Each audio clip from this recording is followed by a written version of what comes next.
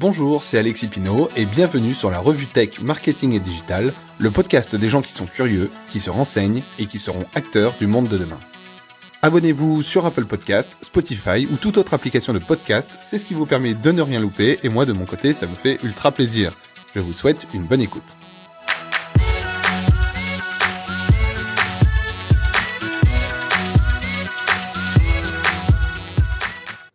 Alors bonjour à tous, je suis ravi de vous retrouver. Le son n'est peut-être pas comme d'habitude parce que tout simplement je suis pas dans mon environnement habituel pour enregistrer, mais voilà, je pense qu'il va être quand même de bonne qualité. Aujourd'hui on va parler de la data et le problème en fait aujourd'hui qu'on a avec la data, avec la donnée.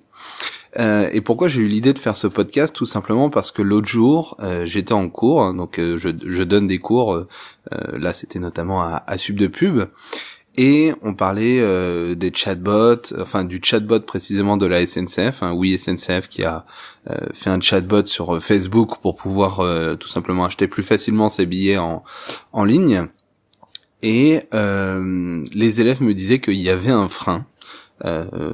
En tout cas, ils devaient faire une analyse, en tout cas, de ce chatbot-là. Et pour eux, il y avait un frein, c'était le frein de devoir enregistrer sa carte bancaire sur Facebook. D'accord ? À savoir que enregistrer sa carte bancaire sur Facebook, c'est en effet, je pense, un frein, parce que par exemple sur Facebook Messenger, il y avait un service de paiement entre particuliers qui va fermer en France. Alors, est-ce que c'est parce que les gens ont peur de mettre leur carte bancaire sur Facebook, ou est-ce que c'est parce que il y avait pas eu assez de communication autour de ça? Peu importe, mais en tout cas, voilà, ce service va fermer en France. Il y a eu notamment la grosse polémique du Cambridge Analytica. Si vous connaissez pas Cambridge Analytica, je vous invite à aller voir sur Google parce que c'est un des plus gros scandales qu'il y a eu sur Facebook. Aujourd'hui, Facebook, ils estiment l'amende à cause de leur erreur en fait entre 3 et 5 milliards de dollars. Alors c'est des choses qui vont être étalées dans le temps, etc. C'est pas une amende comme ça qu'ils reçoivent tout d'un coup. Il y a eu pas mal de problèmes sur Facebook avec la donnée, et c'est ça, je pense, qui fait peur aux gens, c'est qu'on entend parler de Facebook et des problèmes, etc. Là, il y a eu une nouvelle récemment, il y a eu des millions de mots de passe qui ont été stockés en clair. Stocker en clair, ça veut dire quoi? Ça veut dire qu'ils n'ont pas été cryptés, ça veut dire que si quelqu'un piratait le site, il n'avait pas besoin d'une clé de décryptage pour comprendre les mots de passe, donc on sait pas si ça a été piraté ou pas, mais on sait que ça a été stocké en clair et qu'en tout cas, ça a laissé une faille de sécurité supplémentaire. Donc on peut se dire, voilà, est-ce que avec Facebook, il y a des problèmes de sécurité et c'est peut-être un frein en effet de mettre sa carte bancaire. Il y a eu aussi un autre problème, alors là c'est plus lié aux assistants vocaux, mais c'est aussi de la donnée, hein. Quand on parle à un assistant vocal, il y a eu Alexa, enfin on en avait parlé la dernière fois, mais des employés de Alexa qui écoutaient les conversations pour pouvoir améliorer en fait l'assistant vocal. Et il y a un des élèves qui me disait notamment moi j'aimerais pas que on écoute mes conversations, imaginons parce que des fois voilà Google Home ou autre, ça s'active tout seul, hein, parce qu'il a l'impression d'entendre le mot qui l'active, hein, que ce soit dit Siri ou autre, et du coup il disait voilà, imaginons qu'à un moment ça écoute et puis que ça lance et que moi je parle avec ma mère, je lui donne ma carte bancaire ou autre. Bon, il dit ça veut dire que Google a accès à ma carte bancaire.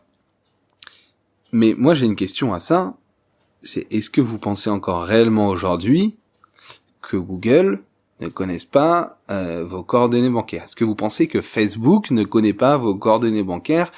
Et au final, même s'ils les connaissent pas, ils ont des données bien plus importantes que que l'accès à vos comptes bancaires, qui au final n'est pas à côté de ce qu'ils gagnent eux, n'est pas foufou. Pour info, moi sur Google, ma carte bancaire est enregistrée. Alors c'est sur Google Chrome, elle est enregistrée tout simplement parce que du coup ça me le propose en raccourci quand j'achète sur un site e-commerce. Voilà.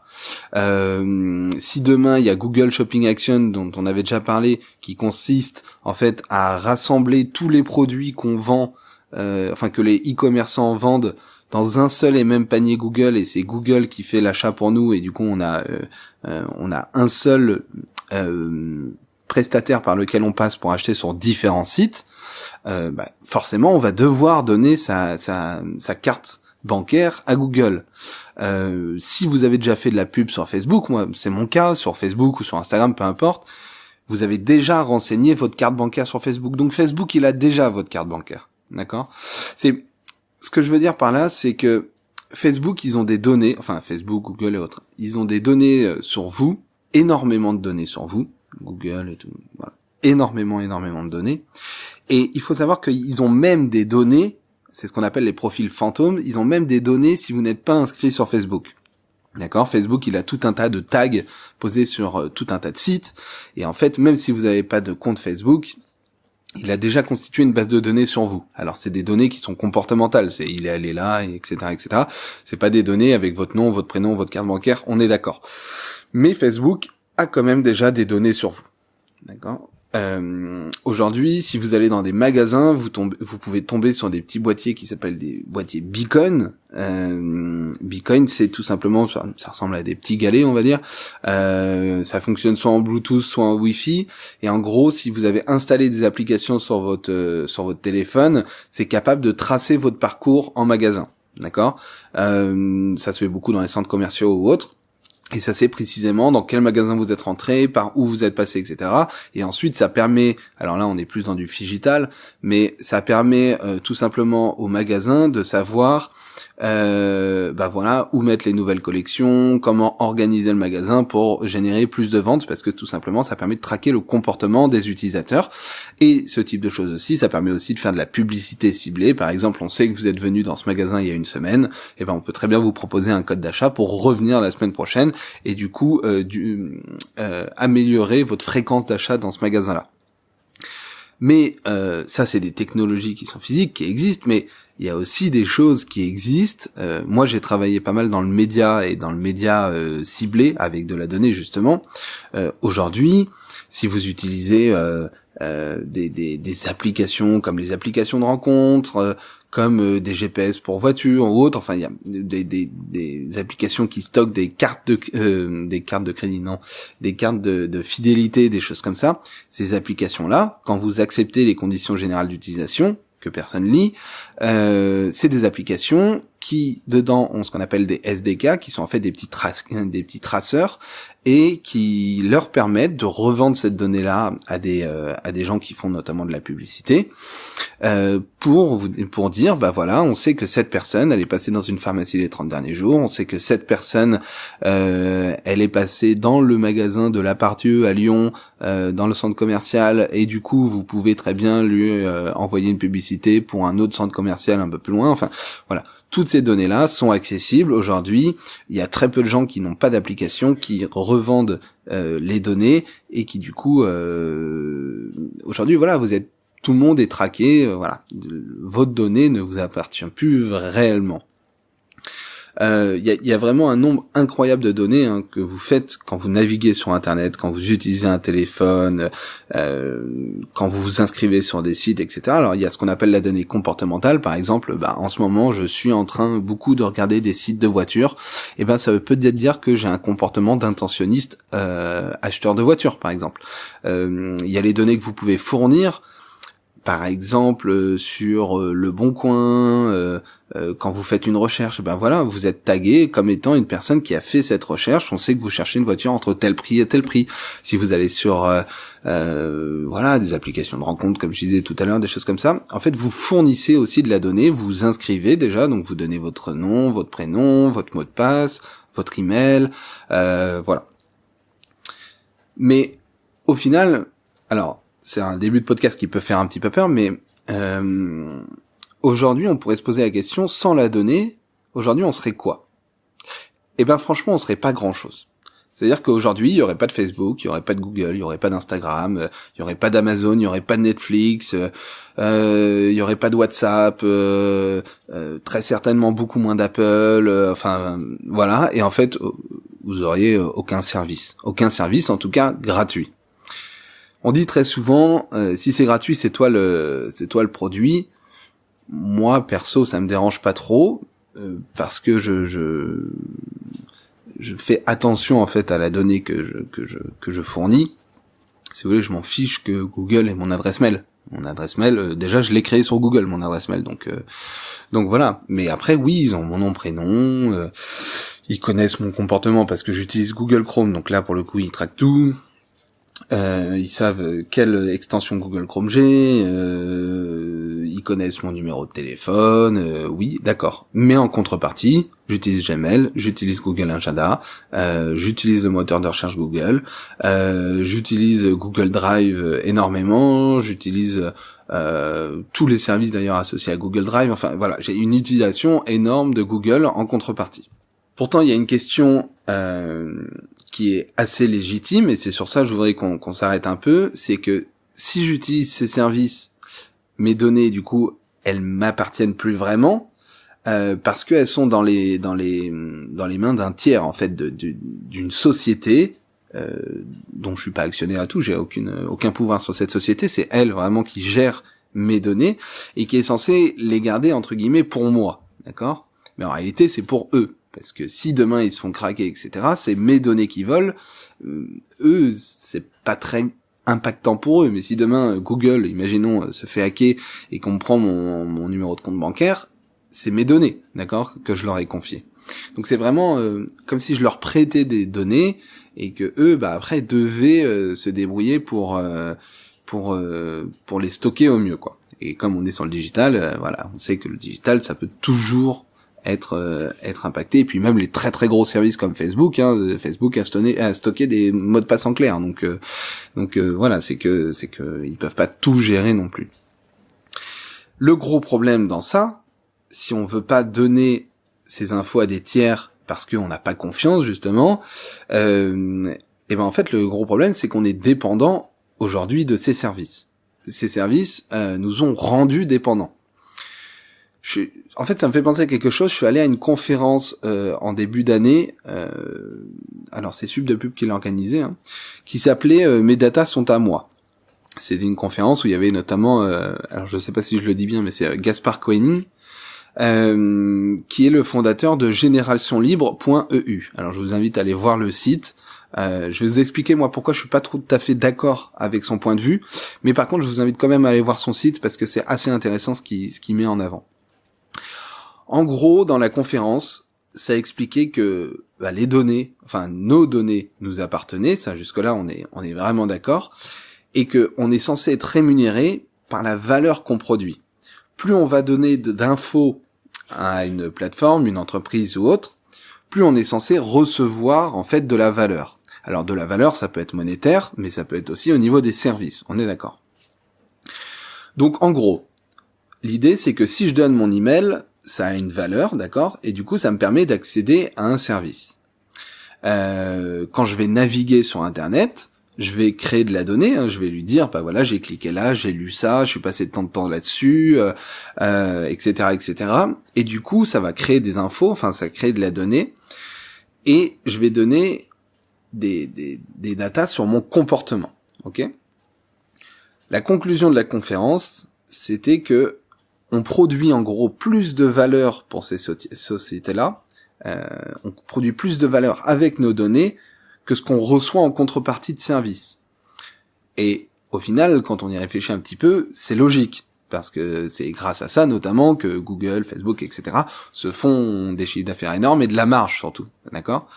Et là-dessus, ils ont pas tort. Là-dessus, moi je suis d'accord, on donne plus d'infos que ce qu'on reçoit en valeur service, si je peux dire.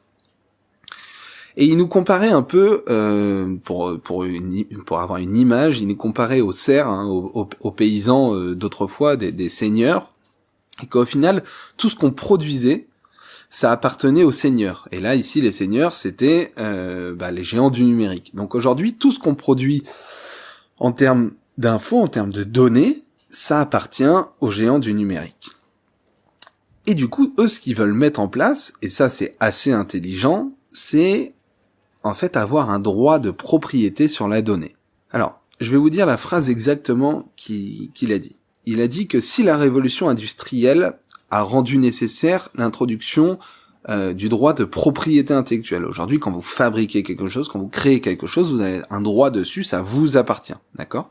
Il dit qu'aujourd'hui, la révolution numérique rend plus que jamais nécessaire l'introduction d'un droit de propriété sur la donnée personnelle. Donc en fait, il compare l'ère de la révolution industrielle, où quand on a créé des objets, on devait en fait avoir un droit sur ces objets-là, sinon c'était n'importe quoi.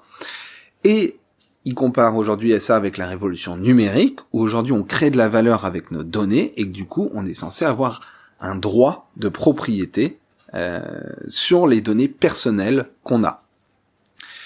Alors, théoriquement, je trouve ça très bien, d'accord ? Gaspard, c'est un philosophe à la base, c'est quelqu'un qui réfléchit, et vraiment, je trouve ça très bien.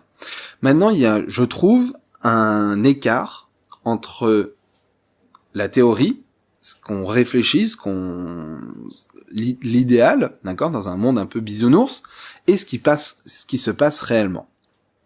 Pour moi, il y a deux choses. Il y a deux choses qui sont extrêmement importantes, d'accord ? C'est la première, c'est qu'une donnée n'a pas la même valeur tout le temps. Une donnée, ça a de la valeur quand c'est du big data, d'accord ? Si ils ont juste mes infos à moi, si Google a juste mon nom, mon prénom et mon email, ou éventuellement mon comportement, ils en ont rien à faire. La valeur qu'on produit avec la donnée, c'est une valeur qui, selon moi, est commune. C'est-à-dire que, je vous donne un exemple. Tout à l'heure, je vous parlais des bitcoins, d'accord, avec les personnes qui naviguent dans les magasins, etc., etc. S'il y a une personne qui est traquée, on a un comportement, d'accord ? Or, la loi des grands nombres veut que, si on veut vraiment se rapprocher au plus de la réalité, il faut avoir le plus grand nombre possible pour savoir exactement où les gens vont le plus dans un magasin. Peut-être que moi j'ai un comportement très différent de ma copine ou autre, et au final, si on a 1 million de personnes qui viennent dans ce magasin et qui sont traquées, on va avoir des statistiques des zones de chaleur dans le magasin des gens qui viennent, etc., qui seront bien plus précises que s'ils traquent une seule personne. C'est pareil pour de la publicité sur Facebook. Si demain sur Facebook ils traquent uniquement moi, les gens, ils vont pas dépenser de l'argent juste pour me toucher moi. Ils vont dépenser de l'argent pour toucher des milliers de personnes qui sont intentionnistes d'un service en particulier ou qui aiment telle page Facebook, etc., etc. Mais s'il y a une personne, ça intéresse personne, d'accord ? Donc, moi, je trouve que déjà, ici, il y a un problème, c'est que c'est compliqué de savoir le prix d'une data. Comment on peut dire, votre data vaut tant d'euros et en service, ça fait tant. D'accord ? Ça, déjà, c'est un concept qui est différent, c'est que les datas sont intéressantes uniquement quand c'est commun, quand elles sont rassemblées ensemble, d'accord ? Donc oui, ma data tout seul a peut-être une petite valeur, mais peut-être que la valeur de ma donnée est beaucoup plus importante quand elle est dans de la masse, d'accord ? Parce que je participe à avoir des statistiques beaucoup plus précises sur quelque chose. La deuxième chose, qui selon moi est un peu bloquant, c'est le retard qu'on a pris, le retard qu'on prend, d'accord ? La RGPD, par exemple, la réglementation européenne sur la protection des données, c'est très bien. Moi, je trouve ça très bien. Voilà, c'est une belle initiative, un peu théorique, folklorique, mais c'est une belle initiative, d'accord ? Mais ça arrive beaucoup trop tard. Enfin, je veux dire, aujourd'hui, qui on est en France pour je sais pas dire voilà, on va réguler Facebook, etc. Alors eux évidemment ça leur fait perdre une grosse part de marché s'ils s'en vont de la France, mais clairement ils ont pas besoin de nous pour survivre. Ce que je veux dire par là, c'est qu'on a une vision très française, on s'isole un peu du marché qui peut fonctionner sans nous. Il y a des acteurs qui se sont retirés du marché français à cause de la RGPD. Et clairement, ils ont la Chine et les États-Unis, ça leur va très bien. On est tout petit, on est une grosse puissance, mais on est tout petit au niveau du numérique, d'accord ? Si c'était les Américains ou les Chinois qui avaient inclus la RGPD, là, pour le coup, ça aurait pas été la même chose, d'accord ? L'impact aurait été beaucoup plus important. Mais nous, voilà, on arrive en retard, c'est-à-dire qu'on arrive après qu'on soit dépendant de tous ces services-là, de tous les services américains et chinois. Nous, on a créé peu de choses, donc aujourd'hui, on peut imposer ça sur nos services, mais ça n'a pas un impact mondial énorme. Donc voilà. Il y a aussi des initiatives dont ils ont parlé à cette conférence, qui étaient en fait des plateformes avec des sites partenaires et autres, et en fait qui te donnaient de l'argent en fonction des données que tu fournissais, et tu donnais tes informations uniquement si tu le voulais. Bon, très bien, ça c'est très bien, mais je veux dire aujourd'hui c'est déjà trop tard, quoi. Regardez le pourcentage de gens dans le monde qui utilisent Google pour faire des recherches, le pourcentage de gens dans le monde qui utilisent Amazon pour acheter, ou Alibaba, le nombre de gens qui sont sur Facebook, sur Instagram, je veux dire sur YouTube, ces plateformes-là, aujourd'hui, pour émerger, il faudrait qu'ils aient une valeur ajoutée beaucoup plus importante que uniquement la protection des données, parce que les services qu'on utilise au quotidien, je veux dire, Google, Facebook, Amazon, tout ça, ils ont pris tellement d'avance là-dessus que aujourd'hui, si on commence avec un temps de retard, on n'arrivera jamais à les rattraper, peu importe le service qu'on va proposer derrière. Donc, pour moi, voilà, on est déjà dépendant, on arrive trop tard pour aborder ce sujet-là, ça va être trop long, vu que ça évolue de façon exponentielle, le numérique en général, c'est déjà trop tard pour s'occuper de ça, en tout cas de cette manière-là. Je dis pas qu'il n'y a pas d'autres manières qui existent de le faire. Et la deuxième chose, comme je le disais tout à l'heure, c'est la valeur d'une donnée.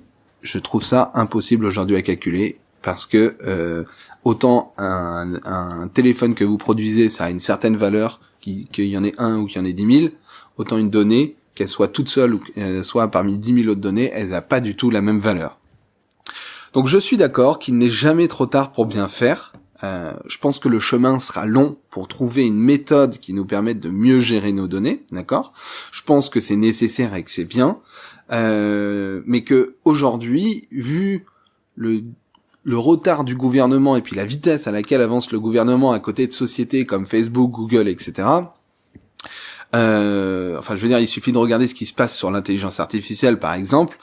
On a un retard, nous, par rapport aux Américains et aux Chinois, ça c'est évident. Et surtout, tant qu'on n'ira pas plus vite pour appréhender les nouvelles technologies et pour proposer rapidement des solutions, on sera toujours dépassé par cette évolution technologique qui va plus vite que la législation en France. Il faut arrêter, à mon avis, d'avoir une vision très française, protection des données, c'est sympa, tout ça, on est le continent qui fait le plus attention aux données, machin truc, parce que on n'a aucun poids à l'extérieur avec ça. On a une vision très française de la chose. Moi, je pense qu'aujourd'hui, pour rattraper notre retard, la première chose, c'est de travailler sur la compétitivité, c'est-à-dire créer des services, investir en France, peut-être réduire, alors là je vais en choquer certains, mais peut-être réduire les impôts de Google et Facebook pour qu'ils viennent s'implanter en France, pour qu'ils créent des universités en France, des choses comme ça, pour que on développe tout ça, pour que même s'il n'y a pas trop de protection des données, etc., en tout cas, on puisse sortir des entreprises qui testent des choses, qui se crachent, d'autres qui réussissent, etc., qu'on ait un vrai poids à l'extérieur, et une fois qu'on pèsera à l'extérieur, alors on pourra imposer son style, alors on pourra dire, ok, nous la donnée, on veut mettre une propriété dessus. Donc, je sais que de toute façon, c'est impossible à ce que je viens de raconter, parce que de toute façon, on a déjà pris trop de retard. 2, on est trop avancé sur par rapport à la RGPD, etc. On reviendra pas en arrière là-dessus. Et puis, faire payer de moins d'impôts à Google pour qu'ils viennent s'installer en France. Je pense que c'est un peu une populaire opinion. donc voilà, c'est pas possible, mais selon moi, c'est ce qui permettrait aujourd'hui qu'on rattrape notre retard, qu'on se développe et du coup qu'on ait un poids pour imposer en fait notre style. Juste une petite information, je suis allé sur le site du coup de generationlibre.ue. Il y a un petit bandeau pour la RGPD, tout ça. Pour info, ils utilisent Google Analytics, ils utilisent un tag Facebook, enfin en tout ils ont 6 mouchards sur leur site, ce qui est normal pour un site évidemment. Mais voilà, juste pour info, même si vous allez sur ce site-là, vous fournissez de la donnée à Google et à Facebook, et j'ai trouvé que c'était un peu rigolo parce que c'était des entreprises qui critiquent beaucoup les géants du numérique comme étant les mauvais garçons, et au final eux ils leur fournissent quand même de la donnée avec toutes les personnes qui génèrent sur leur site, enfin qui font venir en tout cas sur leur site. Voilà, ils utilisent notamment Google Analytics, et alors qu'il existe d'autres services que Google Analytics qui sont justement au niveau de la data friendly, tout ça, qui permettent de stocker et de garder, sécuriser les infos qu'on donne. Donc voilà, j'ai trouvé ça un peu rigolo qu'ils utilisent Google Analytics parce qu'au final ils critiquent Google et Facebook, mais ils l'utilisent aussi sur leur site.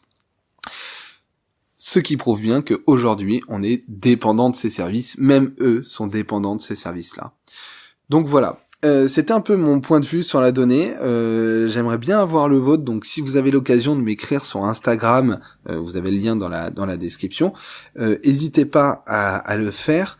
Il n'y a pas eu de questions cette semaine non plus. Je vous rappelle que toutes les semaines, je peux répondre à des questions si vous en avez, où je prends environ 10-15 minutes pour développer une réponse assez complète. Donc si vous en avez, écrivez-moi sur Instagram, pareil, pour me poser vos questions.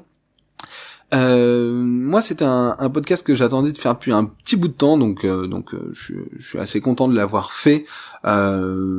J'ai dû faire assez court évidemment pour pas rentrer, parce que je peux en parler pendant des heures, mais peut-être par exemple que si ça vous intéresse et que j'ai beaucoup de retours sur ce podcast, je peux faire un live pour en discuter en direct avec vous, que vous puissiez me poser vos questions. J'ai beaucoup travaillé dans la donnée, donc je connais bien ce secteur-là. Je vous invite en tout cas à vous abonner si vous avez aimé le podcast. Ça se fait une seule fois et ça vous permet de rien louper pour la suite, et puis moi pour le coup ça me fait hyper plaisir. Je vous remercie beaucoup d'avoir écouté. Vous pouvez également laisser un petit avis, un petit commentaire si le podcast vous plaît, et je vous dis à très bientôt. Ciao.